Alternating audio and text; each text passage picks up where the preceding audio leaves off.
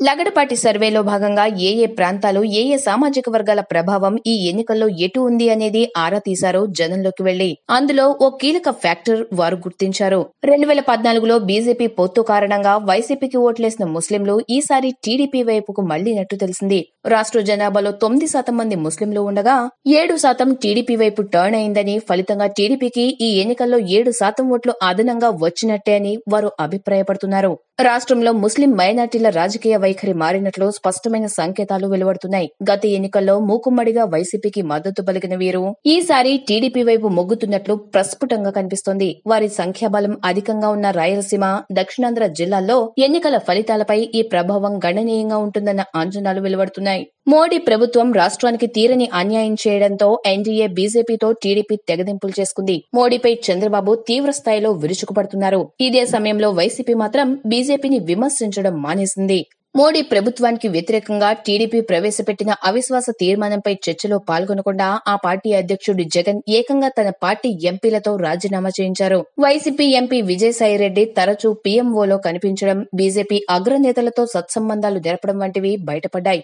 ఈ పరిణామాలు ముస్లిం మైనార్టీల రాజకీయ వైఖరిలో మార్పు తీసుకొచ్చాయి. అనేక చోట్ల ఆ వర్గం టీడీపీ వైపు మొగ్గు చూపుతోంది. ఈసారి ఎన్నికల్లో టీడీపీకి అనుకూలంగా మారిన పెద్ద సామాజిక వర్గాల్లో ఈ వర్గం ప్రధానమైనదని విశ్లేషణలు వెలువడుతున్నాయి. దీంతో కర్నూలు, గుంటూరు, కడప, చిత్తూరు, నెల్లూరు, అనంతపురం, కృష్ణా వంటి జిల్లాల్లో మంచి ఫలితాలు రాబట్టగలమన్న ఆశాభావం టీడీపీ నేతల్లో వ్యక్తమవుతోంది. గత ఎన్నికల్లో మోడీ బూచి చూపి పోయిన ఎన్నికల్లో తమ పరిస్థితి బాగోలేదని, ఈసారి ఎన్నికల్లో ముస్లింల మద్దతు బాగా పెరిగిందని పశ్చిమ గోదావరి జిల్లా టీడీపీ మైనార్టీ విభాగం కార్యదర్శి కరీముల్లా ఏలూరులో చెప్పారు. వైసీపీ తీరు మాకు నచ్చడం లేదు. ఈసారి టీడీపీకి ఓటేయాలనుకుంటున్నాం. జమ్మూ కాశ్మీర్ మాజీ సీఎం ఫరూక్ అబ్దుల్లా వచ్చి టీడీపీకి మద్దతివ్వాలని కోరడం కూడా చర్చనీయాంశమైంది. మా మత పెద్దలు కూర్చుని మాట్లాడుకుంటున్నప్పుడు ఈ అంశాలన్నీ చర్చకు వస్తున్నాయని ఏలూరు నగర శివార్లలోని తంగెళ్లమూడి మసీదు వద్ద కొందరు మైనార్టీలు చెప్పారు.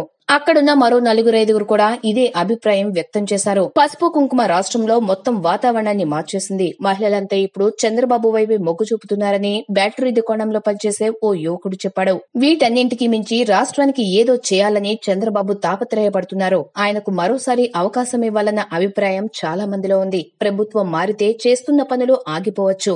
ఆగిపోవాలని ఎవ్వరూ కోరుకోవట్లేదు. రాష్ట్రంలో అన్ని వర్గాలు ఇదే అనుకుంటున్నాయని ఆ దుకాణ యజమాని వివరించారు. జగన్ 2 నాలుకల వైఖరి గురించి గుంటూరు జిల్లా రేపల్లె పట్టణంలో ఒక పంక్చర్ షాప్ నిర్వహిస్తున్న ఒక ముస్లిం మైనార్టీ వ్యక్తి కూడా తమ వారిలో ఈసారి టీడీపీ వైపే మొగ్గుందని చెప్పారు. ఇంతకు ముందు జగన్ అంటే అభిమానం ఉండేదని, కానీ మోడీ విషయంలో ఆయన అనుసరిస్తున్న 2 నాలుకల ధోరణి నచ్చడం లేదన్నారు. ఇక్కడ సమస్య హిందూ ముస్లిం కాదు, రాష్ట్రానికి అన్యాయం చేసిన వ్యక్తి విషయంలో ఇలా ఉండకూడదు. టీడీపీపై చేసే పోరాటం బీజేపీపై ఎందుకు చేయలేకపోతున్నారు? కేసుల వల్లే కదా అని ఆయన వ్యాఖ్యానించారు. నారా హమారా అంటూ స్లోగన్ ఇస్తే రాజకీయ ప్రత్యర్థుల్లో వణుకు మొదలైంది. చంద్రబాబుని ముస్లింలు ఎందుకు నమ్ముతారు అంటూ నొక్కులు మొదలు పెట్టారు కొందరు. ఎందుకు నమ్మరు అనేది ప్రశ్న.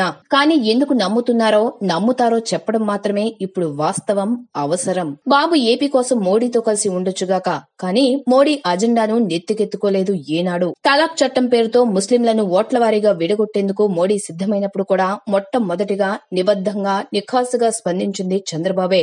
మహిళలకి న్యాయం చేస్తామని చెప్పడం వరకు సరే, కానీ మగాళ్ల అరెస్టు అనేదే రాజకీయ మెలిక. ఇలాంటివి అన్యాయం, దుర్మార్గమంటూ అడ్డు చెప్పింది ఒక చంద్రబాబే.